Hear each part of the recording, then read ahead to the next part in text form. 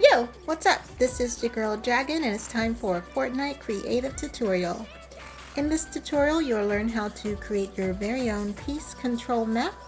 You'll learn how to create teams, work with player counters, create your own round rotations, and more. This is going to be a very fun one. I can't wait to get started and show you guys how to create this fun game. So let's go ahead and dive right into it. This series is broken into 2 parts, so if you don't want to miss part 2, be sure to subscribe. That way you don't miss the next one. Plus, you'll get a chance to catch more tutorials just like this that can help you create more games. Alright, let's go ahead and get started. I went ahead and put together a prototype island for you, which will make it easier for you to follow along. Let me first take you step by step with what's going on with the process, and then we'll dive into all the devices that you need to get this started. Let's do it. So for this type of game, you're going to need 5 different areas for the players to rotate in. In addition to that, don't forget to include a separate area where you can place your levels. The first area should be your pregame area where players spawn in, and they wait for the game to start. When the game has started, the players will be transported to an area where they can pick their teams. Once they pick their teams, they're going to be split into 2 different sections for Team 1 and Team 2.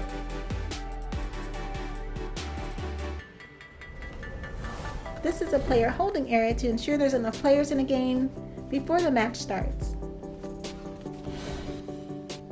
Once they wait there and they receive their weapons, they'll go right into the match.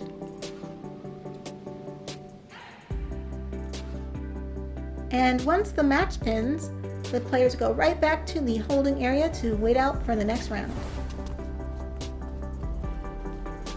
Now this tutorial only has 2 rounds, so once the rounds are done and complete, they're going to go right here to the game ending section, and they can choose to rematch. Or they can matchmake into a different game. Now that you have an idea of what the setup's all about, let's go ahead and jump into the devices that you're going to need. You're going to need 3 team inventory and setting devices, a score manager, an elimination manager, an item granter, trackers, triggers, Hud Message Devices, class designers, and class selectors. In addition to that, you're going to need timers and counter devices. And don't forget your player spawn pads. You will also need teleporters and player reference devices. In addition to that, you're going to need Mutator Zones, and you're going to need explosive devices to reset your builds. Alright, so I believe I've covered everything that you need as far as devices. So let's go ahead and jump into the device settings. Let's do it. Alright, so let's go ahead and start with the game settings. Let's check it out. Voice chat is all. Max players is 2. Teams is 3. Team size is split evenly. Matchmaking type is flexible teams. Matchmaking privacy is public. Default class identifier is 3. Revert to default class at end of game. Spawn limit is infinite. After last spawn, go to spectator. Total rounds is 1. Team rotation is disabled. In-game on match point win is no. Team visuals determined at round start. The time limit is none. The fastest time win is disabled. All teams must finish is set to no. The game win condition is on most round wins. Eliminations to end game is off, as well as everything down until you reach last standing ends game. Join in progress, spawn on next round. Spawn location, spawn pad selection random. Respawn type individual. Post game spawn location island start. Only allow respawn if spawn pads are found set to no. Auto start is immediate. Game start countdown is off. Beagle Trick score multiplier is set to 0. Keep player built structures between the rounds is set to off. Allow spectating other teams allowed. Elimination score is 20. Assist score is 0. Allow friendly fire is no. Player collision is on. Vehicle impacts damage objects is yes, even though that doesn't quite apply here, so that doesn't matter there too much. Let's go ahead and go to settings. So all these options here are optional. However, you want to make sure you protect your environment, so we do have some settings there. I have set to allow building all, allowed to edit default. Building can destroy environment set to no. Environment damage is player built only. Structure damage is enemy and self built. Weapon destruction is none. Pickaxe destruction is on default. Player versus player pickaxe damage is on. Pickaxe range multiplier is default. Start with pickaxe, I'm going to set that to no. Down but not out is default. Drop reboot card on elimination, no. Squad multi-interaction is off. Eliminated player items is keep. Allow item drop is no. Allow item pickup is no. Auto pickup pickups is don't override. Auto pickup ammo, don't override. Auto pickup consumables, don't override, and so on. Respawn time default is 5 seconds, but let's go ahead and drop it down to 3. And we might even drop it further by using the team inventory and settings device. Spawn immunity time is default. Fall damage is off. Gravity is normal. Jump fatigue is on. Allow mantling is on. Mantling minimum height is normal. Mantling minimum height in water is normal. Allow hurdling is off. Sprinting is on. And sprinting energy cost per second is 20. Sprinting jump multiplier is 1.02 times. And these are the default settings, so you can change those if you want and if it fits your game. Allow sliding is on. Sidekick is on. Shoulder bashing is on. Glider redeploy is on. Player flight is on because we're testing. I'm going to go ahead and turn that off. And player flight sprint is going to be off. Flight speed is 1.0, but it will not matter since it's turned off. And always show nameplates is set to hide. However, what you can do is when the players start, you want to set always show to all. And then when they split teams, only show to teams. And we'll go through that. Nameplate max distance is 10. Nameplate line of sight is hide behind obstacles. Focus for nameplates is no. Health granted on elimination, so if you do want to add some siphon to your game, you can go ahead and increase these limits here. I just have it set to 0 because it's not going to be required for the tutorial. Self-damage only on non-zero damage is yes. Self-damage target filter is all.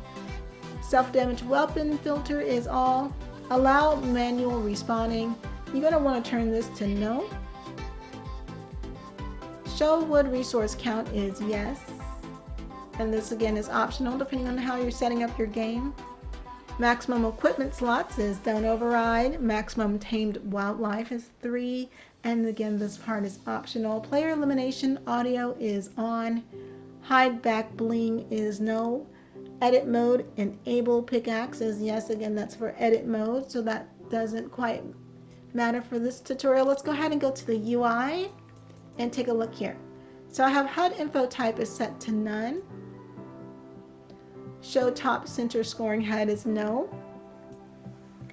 UI team colors is relationship. I have 3 max trackers on HUD. Show cumulative stat value on HUD is no. Show resource feed on eliminations no. I am using team score. Team alive for team tracking method is the summary of. Time alive start point is player spawn. The round win conditions is set to none. However, you can set it to eliminations or score if you prefer. Tiebreaker is none. The first scoreboard column is score. Second scoreboard column is elimination. And everything from here is optional, so be sure to experiment. Alright, so let's go ahead and go over the team inventory and settings device. Now we're going to be using the team inventory and settings device to display teams on the scoreboard. And you see that we have 3. We have a global team, which will be team 3 and class 3. And we have team 1, which is team 1 and class 1. And team 2, which is team 2 and class 2. Here, let's start with the global class and then we'll go to the teams. Now when the game starts, everyone's going to be the class of a challenger. I have it set to a color of green. Grant items on respawn is no. Max health, max shields, and movement multiplier is don't override. Gravity and spawn limit is also don't override. After last spawn, go to don't override. Max initial team size is don't override, and so on.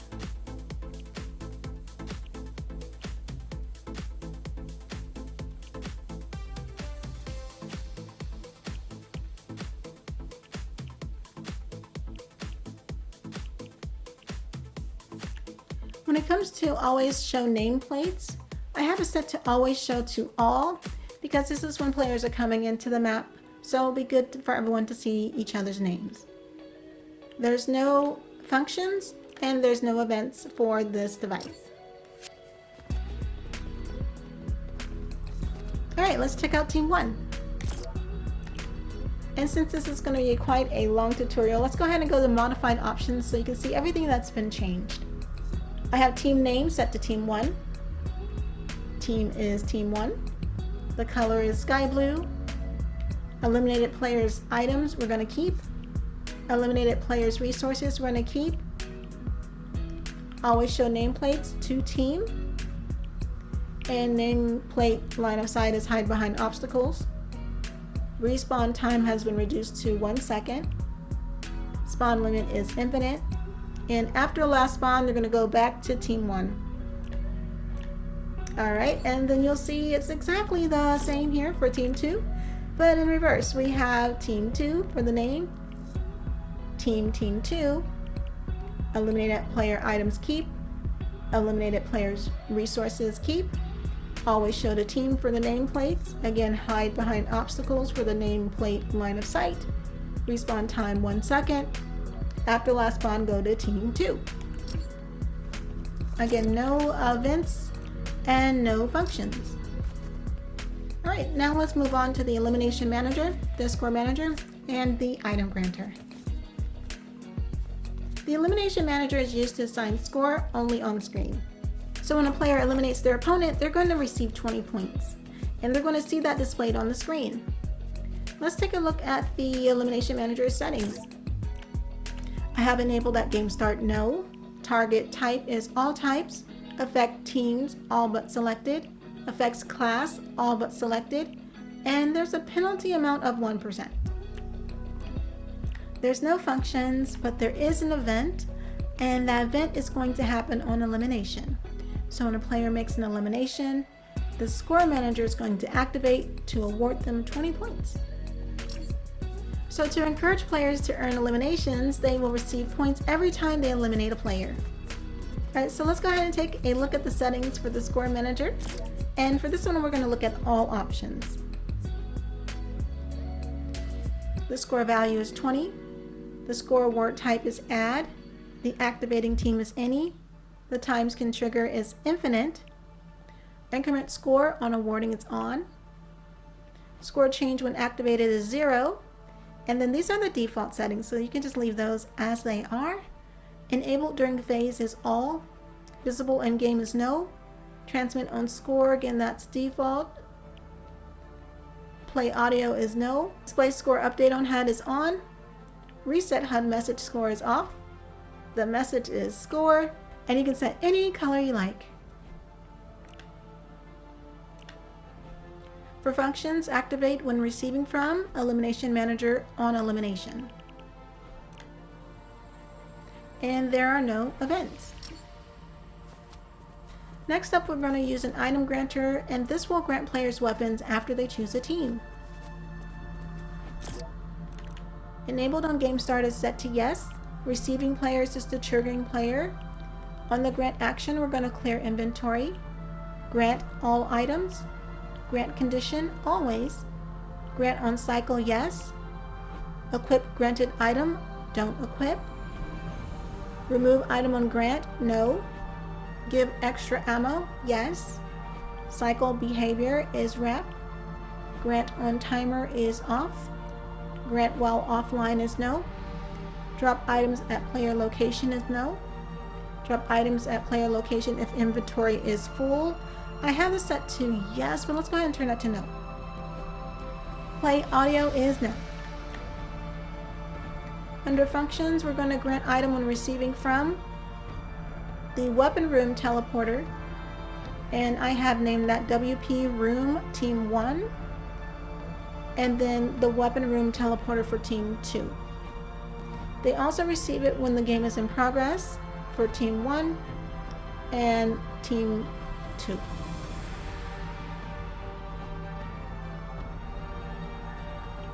And here we have a bug, so this appears here because there was something there, but it's been deleted and it shows an unknown option.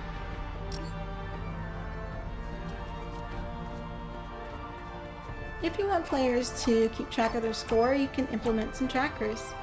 And I have a few here, but they're not implemented into the game. These trackers are assigned when players choose their teams and are optional. I instead will be tracking eliminations and rounds. Alright, so speaking of eliminations, I have a tracker here for that. This tracker will track eliminations and determine game win conditions. Whoever reaches the target count first wins the match. Let's take a look here at the settings. The stat to track is eliminations. Reset between rounds is set to no. However, if you're going to have multiple rounds in your game, you might want to set this to yes. The target value is 1 because it's going to be a 1v1. Starting value is 0. It's valid for any team. Assign on game start is no. Assign when joining in progress is no. Progress sharing is team. Target team is any. Target class is any. Weapon category is any. When target is reached, we're going to complete the tracker. The winning team is going to be based on the win game conditions. Amount to change on received signal is 1. We're going to show detailed here for the HUD. The tracker title is a limb tracker. And again, this is optional. The progress indicator is total. Tracker completion ceremony is no. Self-eliminations count is no.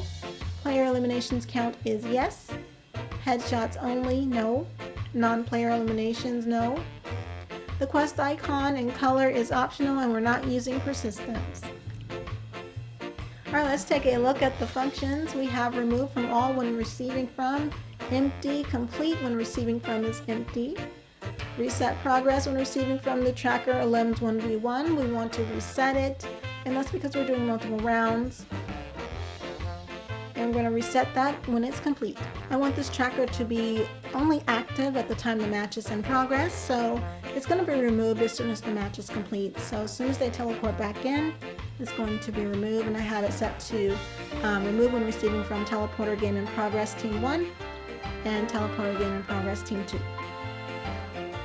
It's going to be reassigned back when they go back into the game, and assign when receiving from teleporter game start team 1 and teleporter game start team 2. You can of course save some time, just do assign to all when receiving from, so that's also another option. Alright, so let's go ahead and go over events, and before I do that, let me go ahead and kind of explain what's happening with the events. So with this tracker, once something takes place, once the player eliminates a player, then I need them to know that they won. So I'm going to have a HUD message display, you won. It's also going to increment progress for the round tracker, which means that they have then completed one round, and then the Mutator Zone round in is going to enable, which will then teleport the players back to the team holding area. In addition to that, it's going to reset the progress of this tracker so that it can be ready for the next round. Alright, so next up we have the message that's going to alert the winners. It's going to say you won, and this is going to be going to the triggering player. Time from round start is off. Display time is 4 seconds. Text style is extra large. Message priority is normal. Play sound is message. Placement is top center, and it's not visible during game. This is going to show when Tracker Elims 1v1 is completed, and that's it. Next up we have the tracker that's going to be keeping track of the rounds. So after teams complete 2 rounds, it's going to send them back to the game in lobby. Now keep in mind that when the game starts, they're already on the first round, so they only have 2 more to go to make it 3. Let's take a look here at the tracker settings. I named this tracker Tracker Elims Round Tracker. The stat to track is channel. It will reset between rounds. Target value is 3. Starting value is 1. Valid team is any. Assign on game start is no. Assign when joining in progress, no. Progress sharing individual.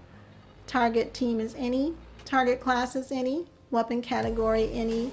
When target is reached, complete tracker. Winning team is use game win conditions. Amount to change on received signal is 1. We're going to show on the HUD as well as the list. So that'll be both the detailed and the list. I've named this round tracker. Progress indicator is total. Tracker completion ceremony is no. Self-eliminations count no. Player elimination count no. Headshots only no. Non-player eliminations no. And you can choose your own icon, and no persistence. Alright, so taking a look at the functions, when you go to increment progress, you want to set that to increment when the player makes an elimination. So I have it set to Tracker Elims 1v1, so once they eliminate a player, that's going to count as them completing 1 round. Alright, so let's take a look at events. So you can see there's quite a lot going on here. And let's go ahead and just start from the top, and I can kind of explain what's happening. So our Mutator Zone game end is going to enable. That means the game has ended because they've completed all the rounds. And this zone is going to transport them to the game end area. This is also going to clear the player reference devices that we have set up in the team select area. It's also going to disable the teleporters in the team holding area, so they're not transported there anymore. So I have teleporter game in progress team 1 disabled, and I also have it set for teleporter game in progress team 2 disabled. This will also reset the builds.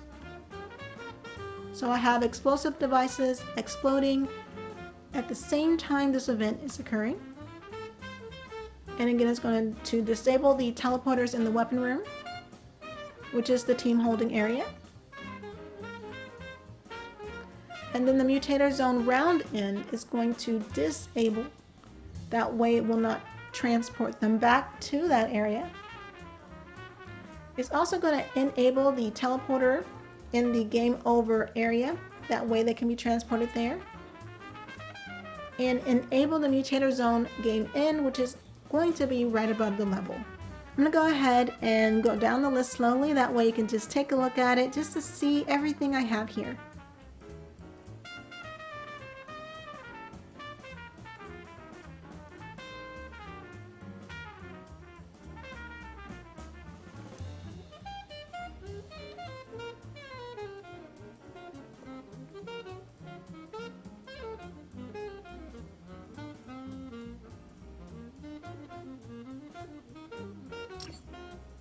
Alright, so we need to set 3 classes, including a global class.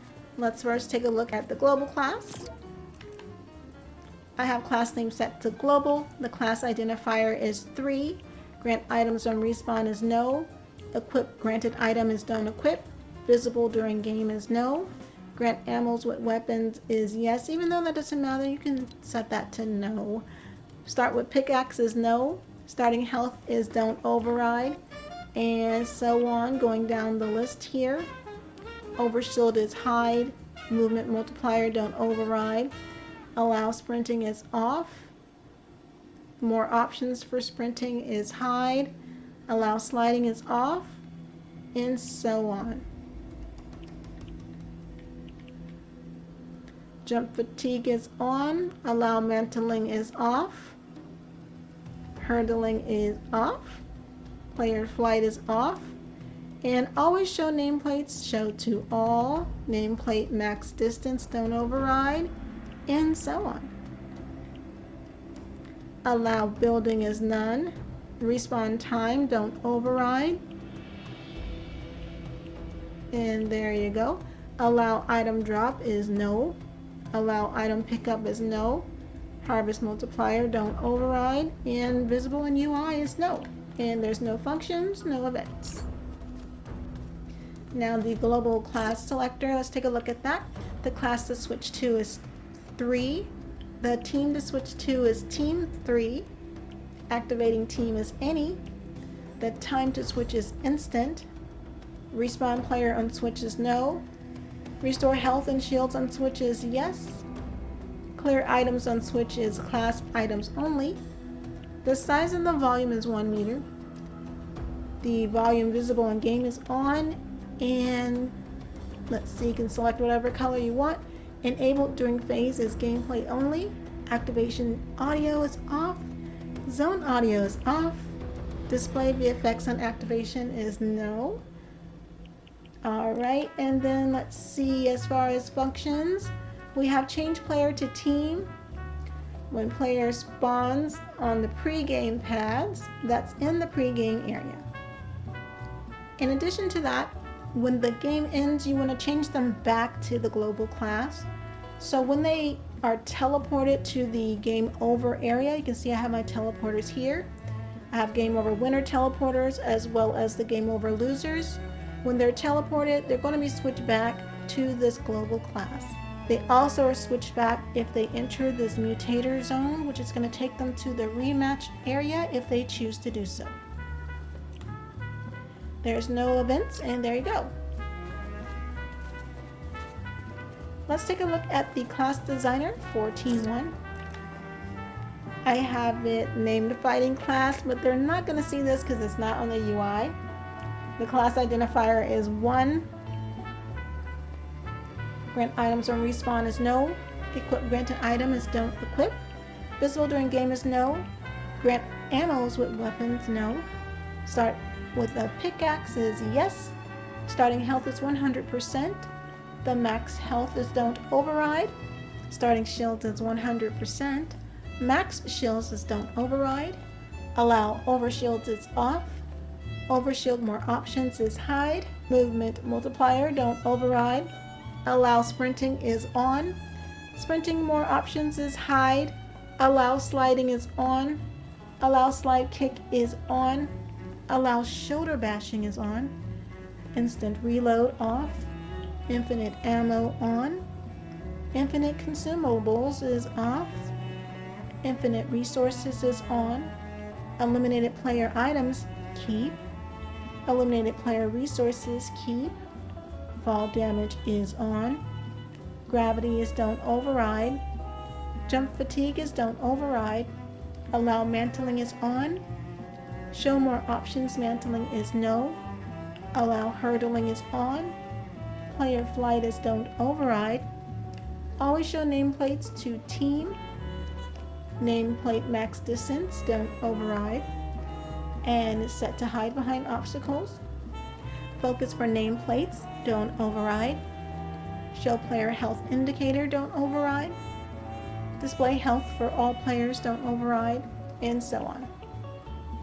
Allow building is all. Respawn time don't override. The spawn limit is 1. Spawn location don't override. Health granted on elimination don't override, and so on. Allow item drop is yes. However, let's go ahead and change that to no. Allow item pickup is no. Harvest multipliers don't override. Spawn immunity time is 5 seconds. And visible UI is no. Alright, so the Team 2 is practically the same. With the difference of the class identifier, you want to set that to 2.